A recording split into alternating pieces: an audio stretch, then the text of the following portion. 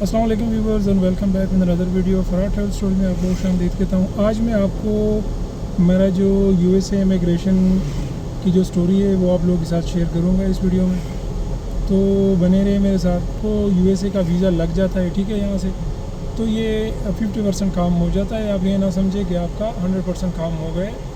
बाकी 50% का आपने उधर जो है ना इमिग्रेशन वाले, जब आप यूएसए के किसी भी एयरपोर्ट पे पहुँचते हैं तो इमिग्रेशन वाले उधर आपसे फिर सवाल जवाब करते हैं, तो वो आधा जो है ना फिर आपकी इंटरव्यू उधर पे डिपेंड होती है कि उधर आप सवालों के किस तरह से जवाब देते हैं और क्या क्या चीज़ें होती हैं उधर।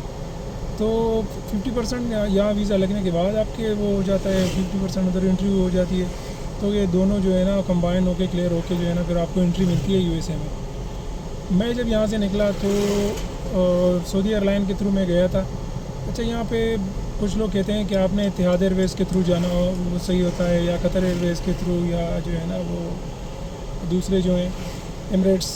तो एमरेट्स वालों के और इतिहाद एयरवेज़ वालों के यहाँ पे कुछ के भी जॉबों में यहाँ पे वो इंटरव्यू होती है जब आप बोर्डिंग करते हैं ना जहाज़ के लिए, और कुछ के मतलब इस तरह का। मैं अपना आपको सुनाता हूँ कि जब मैं सऊदीया गया तो 38 घंटे की मेरी उधर स्टॉप ओवर का था, ठीक है, ट्रांजिट वीज़ा था। तो मैं उधर स्टे किया, उम्रे पे गया, ठीक है। 2 दिन मैंने तकरीबन उधर सऊदीया में गुजारे।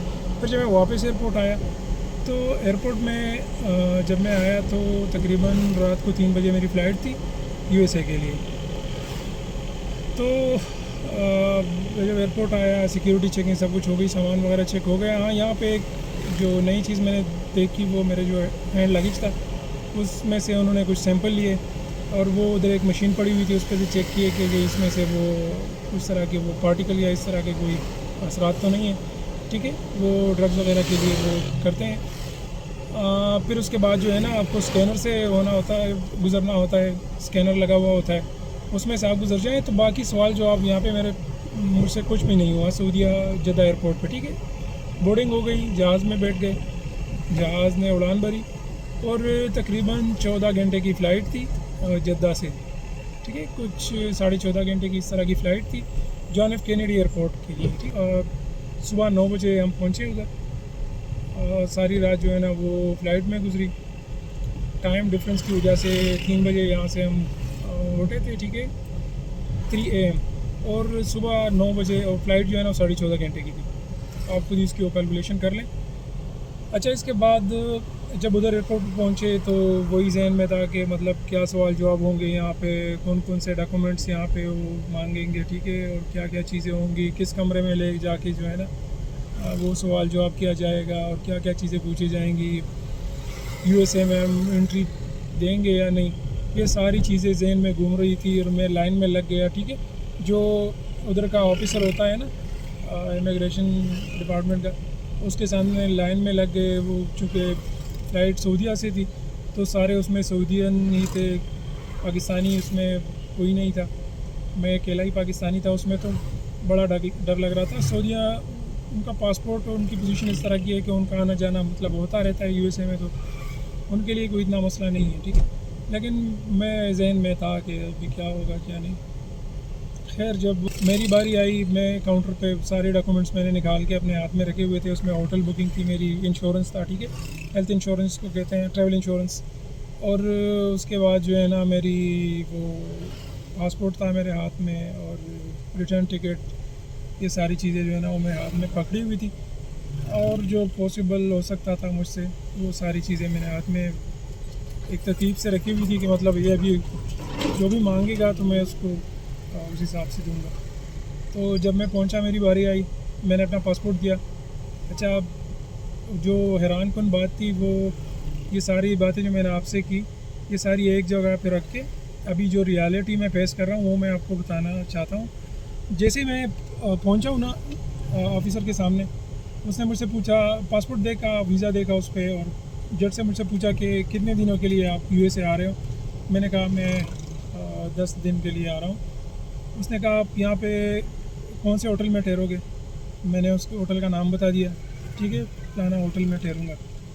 अच्छा, मैं भी एक्सपेक्ट कर रहा था कि ये मुझसे वो होटल का पूछेगा कि मतलब उसकी बुकिंग मुझे दिखाओ, या रिटर्न टिकट दिखाओ, या जो है ना क्यों आ रहे हो, क्या आ रहे हो, फ़ंड्स कितने हैं तुम्हारे पास, डॉलर्स कितने हैं, क्रेडिट कार्ड कितने हैं तुम्हारे पास, और कब वापसी है, वो चीज़ें दिखाओ, सारा कुछ ना।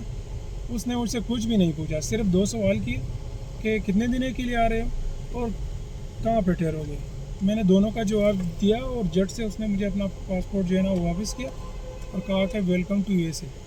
तो ये चीज़ें जो है ना मेरे लिए एक अनएक्सपेक्टेड चीज़ थी। बिल्कुल इजीली जो है ना मेरी वो क्लियरेंस हो गई, सब कुछ हो गया, ठीक है। सिर्फ 2 सवाल पूछे, कितने दिन के लिए आ रहे हो और कहाँ पे ठहरोगे। बस मैंने जो है ना अपना वो जवाब दिए, पासपोर्ट मुझे वापस किया, मैंने अपना जो लगेज था वो कलेक्ट किया और बस निकल गया एयरपोर्ट से। तो ये थी सारी स्टोरी। अक्सर मैं यहाँ पे आप जिस तरह सुनते आ रहे हैं, मतलब आप भी सुनते होंगे लोगों से कि इस तरह होगा, उस तरह होगा, ये चीज़ें होंगी, आपको जो है ना कमरे में ले जाया जाएगा, आपसे पूछताछ की जाएगी। कुछ भी नहीं होता मेरे भाई। ये जब आप पेशावर से कराची जाते हैं ना तो वो ज़्यादा मुश्किल होता है। जगह जगह पे कभी रेंजर बस को रोक लेती है, कभी जो है ना वो कैमरे वाले आ जाते हैं। यहाँ पे इस तरह का कोई सीन नहीं था। सिर्फ 2 सवाल पूछे, दोनों के मैंने जवाब दिए और बस पासपोर्ट वापस करके मैं एंटर हो गया यूएसए, ठीक है। कुछ भी नहीं वो मतलब इस तरह की कोई डरने वाली बात नहीं है। आप अगर इंटरव्यू के लिए भी जाते हैं तो कॉन्फिडेंट रहें, कोई मसला नहीं है। बस आपका कॉन्फिडेंस जो है ना आपके काम आता है। तो उम्मीद करता हूँ इस वीडियो से आपको पता लग गया होगा कि चीज़ें इतनी मुश्किल नहीं है जितने हमें बताई जाती हैं। अगर आपकी इंटरव्यू है तो इंटरव्यू के लिए जाते हुए भी आप जो है ना पूरा मतलब टेंशन ना लें, ईजी होके अपनी इंटरव्यू दें और इंशाल्लाह अल्लाह आपके साथ होगा। तो ये थी आज की वीडियो।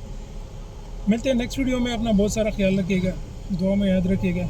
अल्लाह हाफिज़।